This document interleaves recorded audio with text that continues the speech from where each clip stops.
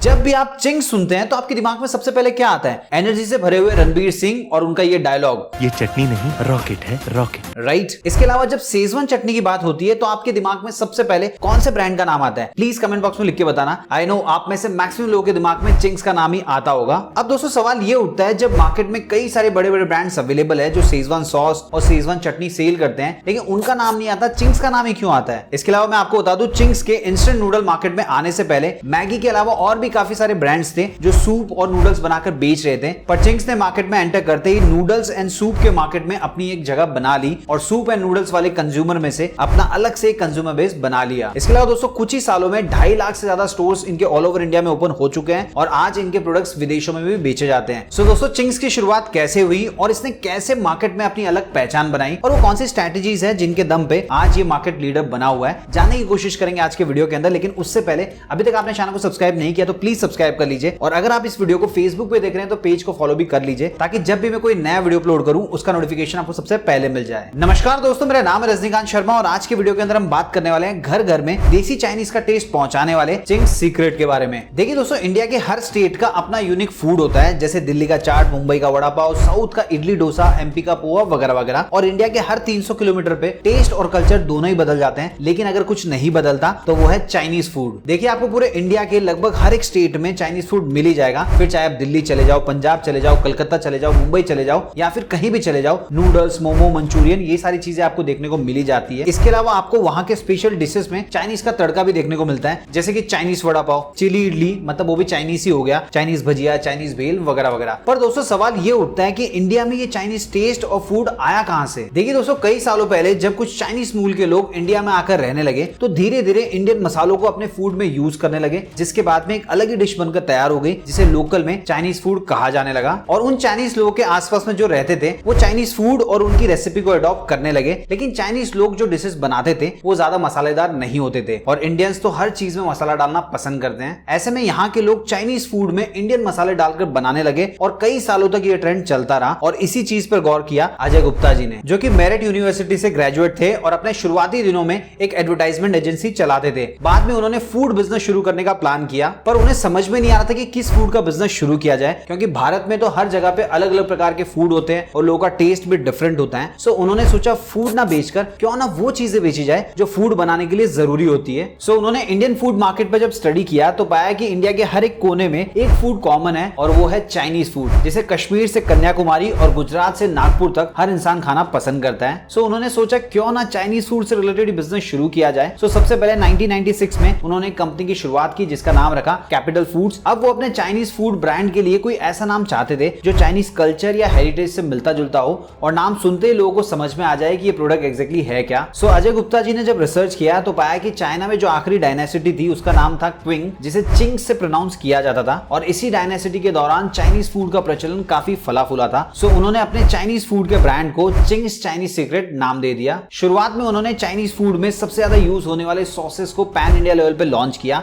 और टैगलाइन रखी देसी चाइनीज। इसमें थे soya sauce, green chilli sauce, red chilli sauce और चिली विनेगर। फिर उन्होंने कैपिटल फूड में एक और ब्रांड शुरू किया जिसका नाम रखा स्मिथ एंड जॉन्स। इस ब्रांड नेम के अंडर में उन्होंने सबसे पहले गार्लिक जिंजर पेस्ट को पैक करके बेचना शुरू किया, जो कि उस वक्त तक कोई भी कंपनी बेच नहीं रही थी। दोस्तों यहाँ पे मैं आपको एक चीज क्लियर कर दूं, Smith and Johns brand name के अंडर में अलग अलग तरीके के मसाले बनाए जाते हैं और चिंग्स स्पेशली चाइनीज फूड की कैटेगरी में काम करता है। फिर दोस्तों अजय गुप्ता जी ने चिंग्स के थ्रू और भी चाइनीज फूड लॉन्च करने का सोचा, पर मार्केट में इंस्टेंट नूडल और पास्ता तो कई सारी कंपनीज बना रही थी, तो वो कुछ अलग करना चाहते थे। सो उन्होंने पाया कि कोई ब्रांड हक्का नूडल पैक करके नहीं बेच रहा है। सो यहाँ पे उनको अपॉर्चुनिटी नजर आई और उन्होंने 1998 में चिंग्स ब्रांड के अंडर में हक्का नूडल लॉन्च किया। लोगों को चिंग्स का ये हक्का नूडल काफी ज्यादा पसंद आया और बहुत ही कम टाइम में चिंग्स का हक्का नूडल काफी फेमस हो गया। वैसे दोस्तों आज भी रोजाना लगभग 47,000 हक्का नूडल के पैकेट सोल्ड होते हैं और ये डेटा उनकी वेबसाइट पे अपडेटेड है। फिर दोस्तों कंपनी ने 2007 में स्मिथ एंड जॉन्स ब्रांड में पिज्जा केचप लॉन्च किया जो कि ओरेगानो के साथ था। इसी बीच कई कंपनीज मार्केट में आ गई जिन्होंने इंस्टेंट नूडल कैटेगरी में काम करना स्टार्ट किया। लोगों को भी उनके प्रोडक्ट काफी ज्यादा पसंद आ रहे थे। सो इस ट्रेंड को देखते हुए कंपनी ने इंस्टेंट नूडल में डिफरेंट फ्लेवर लॉन्च करने का डिसाइड किया और फाइनली 2008 में कुछ अलग फ्लेवर्स के इंस्टेंट नूडल मार्केट में लॉन्च किए, जैसे कि सेजवान, हॉट गार्लिक, मंचूरियन और सिंगापुर। देखिए दोस्तों अपने इन प्रोडक्ट्स को प्रमोट करने के लिए कंपनी ने टीवी के थ्रू तो एडवर्टाइजमेंट किया ही, साथ ही ये समझ चुके थे कि आने वाला टाइम इंटरनेट का होने वाला है। इसीलिए कंपनी ने 2009 में ही फेसबुक पर अपना पेज बना लिया और यूट्यूब पर चैनल भी बना लिया था। इस प्लेटफॉर्म के थ्रू कंपनी अलग अलग प्रोडक्ट को प्रमोट किया करती थी और प्रमोशन के लिए इनके शेफ अलग अलग एक्टर्स के साथ मिलकर चिंग्स की रेसिपी बनाते थे, जिससे चिंग्स के प्रोडक्ट यूथ के बीच में आसानी से पहुंचने लगे। उसके बाद में अजय गुप्ता जी ने एक और चीज ऑब्जर्व की कि ज्यादातर लोगों को चाइनीज खाना बहुत पसंद होता है और जब भी कोई चीज घर के लोगों को पसंद होती है तो घर की महिलाएं उनको घर में बनाकर देती है। लेकिन चाइनीज आइटम के साथ सबसे बड़ी प्रॉब्लम क्या थी कि उनको घर पे बनाया तो जा सकता था लेकिन बाहर जैसा टेस्ट नहीं आता था। सो इसी प्रॉब्लम को सॉल्व करने के लिए चिंग्स ब्रांड के अंडर में अलग अलग तरीके के मसाले लॉन्च किए गए, जैसे कि हक्का नूडल मसाला, शेजवान फ्राइड राइस मसाला और चाउमीन मसाला। इन्हें भी काफी ज्यादा पसंद किया गया और आज के टाइम में आपको ऐसे काफी सारे चाइनीज फूड काउंटर मिल जाएंगे जहां पर इनके मसाले और सॉसेस यूज किए जाते हैं। फिर दोस्तों 2011-2012 के आसपास लोगों के बीच में शेजवान का क्रेज बढ़ने लग गया। सो इसी ट्रेंड को ऑब्जर्व करते हुए कंपनी ने एक और प्रोडक्ट बनाया जो आज भी रोजाना लगभग 2 लाख से ज्यादा क्वांटिटी में बिकता है और वो प्रोडक्ट है शेजवान चटनी। दोस्तों इसका यूज तो आज के टाइम में बहुत ही आम हो गया है। लोग इसे रोटी के साथ खाते हैं, समोसे के साथ खाते हैं और भी कई सारी चीजों के साथ खाया जाता है, क्योंकि कंपनी ने इसकी मार्केटिंग ही कुछ इस प्रकार की है कि इसका इस्तेमाल किसी भी चीज के साथ किया जा सकता है। फिर 2013 में कंपनी ने सूप सेगमेंट में अपने कई फ्लेवर्स निकाले, जैसे कि sweet corn veg, tomato, hot and sour, manchow and mix veg. उसके बाद में दोस्तों इन्होंने सोचा कुछ ऐसा करना चाहिए कि ज्यादा से ज्यादा यूथ चिंग्स की तरफ अट्रैक्ट हो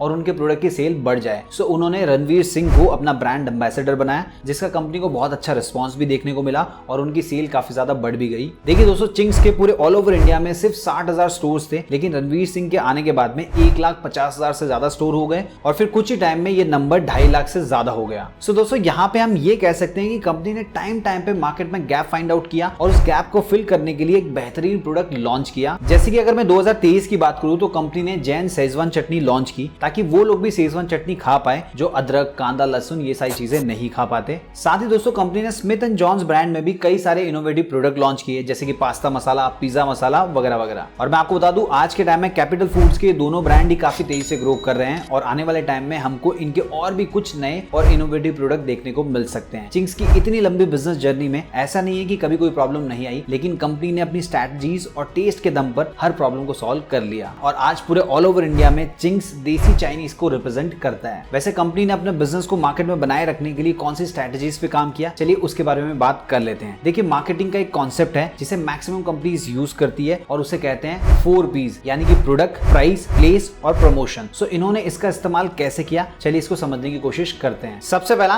प्रोडक्ट स्ट्रैटेजी। देखिए दोस्तों इन्होंने प्रोडक्ट बनाया चाइनीज फूड को। अब देखिए जब भी किसी घर में लोग चाइनीज खाने के लिए बाहर जाते हैं तो बच्चों और यंगस्टर्स में अलग ही एक्साइटमेंट होता है। सो इन्होंने इस चीज को आइडेंटिफाई किया और अपने ब्रांड का मिशन ही बना लिया कि कस्टमर को 24/7 और 365 डेज एक्साइटमेंट देने का। इसीलिए आप इनके प्रोडक्ट की पैकेजिंग देखिए, एडवर्टाइजमेंट देखिए, इवन ब्रांड एम्बेसडर को देखिए, आपको सारी चीजें एक्साइटिंग, कलरफुल और वाइब्रेंट दिखाई देगी। और दोस्तों यूथ को ऐसी चीजें ही पसंद होती है और इनके प्रोडक्ट के जो बिगेस्ट कस्टमर्स हैं वो भी यूथ ही है। सो दोस्तों इन्होंने राइट प्रोडक्ट को चूज किया और राइट कस्टमर को टारगेट किया, जिसकी वजह से सिमिलर कैटेगरी में ओल्ड ब्रांड्स होने के बाद भी इन्होंने अपनी अलग पहचान बनाई। साथ ही हमेशा अपने कस्टमर्स को कुछ ऐसा देने की कोशिश करते हैं जो उनको कहीं और नहीं मिल रहा हो, जिसके कई सारे एग्जांपल इसी वीडियो में मैं आपको दे चुका हूं। दूसरा प्राइस स्ट्रेटजी। देखिए किसी भी प्रोडक्ट का प्राइस अगर मार्केट में बिल्कुल ही सस्ता करके बेचा जाए तो उसकी वैल्यू धीरे धीरे कम होने लगती है और अगर उसका प्राइस बहुत एक्सपेंसिव रखा जाए तो उसकी सेल कम हो जाती है। और इसीलिए चिंग्स ने अपने प्रोडक्ट की प्राइस ना तो बहुत कम रखी और ना ही इतनी हाई रखी कि उनके टारगेट ऑडियंस उनके प्रोडक्ट को खरीदने से पहले 10 बार सोचे। तीसरा प्ले स्ट्रेटजी। देखिए दोस्तों किसी भी बिजनेस को शुरू करने से पहले ये देखना बहुत जरूरी होता है क्या सचमुच उस प्रोडक्ट की जरूरत मार्केट में है, अगर है तो किसको है और मार्केट में कितने कॉम्पिटिटर्स ऑलरेडी मौजूद हैं। अजय गुप्ता जी ने भी इन सभी चीजों का ध्यान रखा और उन्होंने सबसे पहले ये ऑब्जर्व किया कि कश्मीर से कन्याकुमारी और गुजरात से नागपुर तक इंडिया के हर कोने में चाइनीज आइटम लोगों को बहुत ज्यादा पसंद होता है। साथ ही मार्केट में ऐसा कोई ब्रांड नहीं था जो प्रॉपर देसी चाइनीज जैसे सेगमेंट पे काम कर रहा हो। जैसे नेस्ले कंपनी के मैगी की बात करें तो उसके अंडर में सिर्फ नूडल्स और कुछ सूप सी बन रहे थे। इसके अलावा कई और भी कंपनीज थी जो अलग अलग प्रोडक्ट बनाकर बेच रही थी, लेकिन वो सिर्फ और सिर्फ इंडियन चाइनीज फूड पर फोकस नहीं कर रही थी। सो इन सभी चीजों को देखते हुए उन्होंने देसी चाइनीज कॉन्सेप्ट को शुरू किया और ना सिर्फ चाइनीज फूड मार्केट में उतारे बल्कि उन्हें बनाने का तरीका और इंग्रेडिएंट्स भी बेचना शुरू किया, जिससे मार्केट में कॉम्पिटिटर होने के बाद भी चिंग्स सबसे अलग था और पूरे देश में छाने के बाद में UK, US, Australia, south Africa, Canada, middle east, Singapore और न्यूजीलैंड जैसे कई सारे देशों में इनके प्रोडक्ट बिकने लग गए। चौथा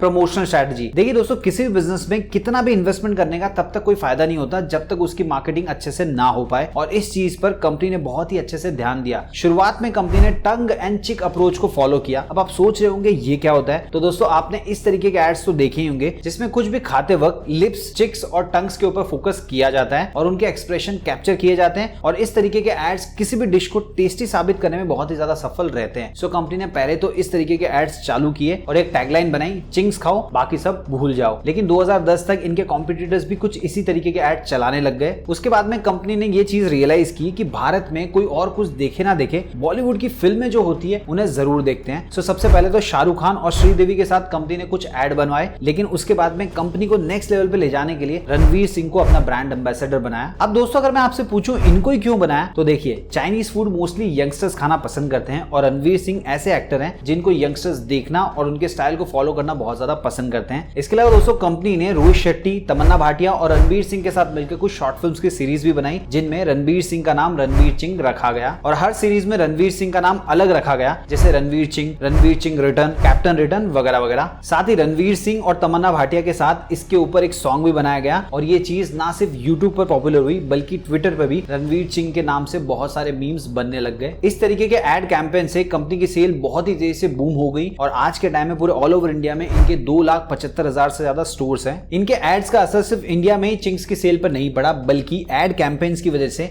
इनको दूसरे या तीसरे दिन ही यूएस से पूरे 1 कंटेनर शेजवान चटनी का ऑर्डर मिला था और धीरे धीरे बाकी के देशों में भी इनके प्रोडक्ट बिकने लग गए। तो दोस्तों जिस कंपनी का रेवेन्यू 2010 में 350 करोड़ के आसपास था वो 2015-2016 तक 700 करोड़ के आसपास हो गया। हालांकि 2019 से 2022 के बीच में कोविड-19 की वजह से कंपनी की सेल 14% तक गिर गई और कंपनी का रेवेन्यू लगभग 580 करोड़ के आसपास पहुंच गया था। लेकिन दोस्तों उसके बाद में भी चिंग्स आज के टाइम में अपने कॉम्पिटिटर्स के मुकाबले मार्केट का 70-80% शेयर कैप्चर किया हुआ है। उम्मीद है दोस्तों आपको ये वीडियो पसंद आया होगा। अगर वीडियो पसंद आया तो वीडियो को लाइक कीजिए और इस वीडियो से आपको क्या सीखने को मिला कमेंट बॉक्स में लिख के जरूर बताना। आपके कमेंट्स का मुझे इंतजार रहेगा और इस वीडियो को अपने सभी फ्रेंड्स, फैमिली मेंबर और जान पहचानों के साथ शेयर कीजिए। फेसबुक पे देख रहे हैं तो मुझे फॉलो जरूर कर लें और यूट्यूब पे देख रहे हैं तो चैनल को सब्सक्राइब कर लीजिए। मिलते हैं दोस्तों अगले वीडियो में फिर एक इंटरेस्टिंग टॉपिक के साथ।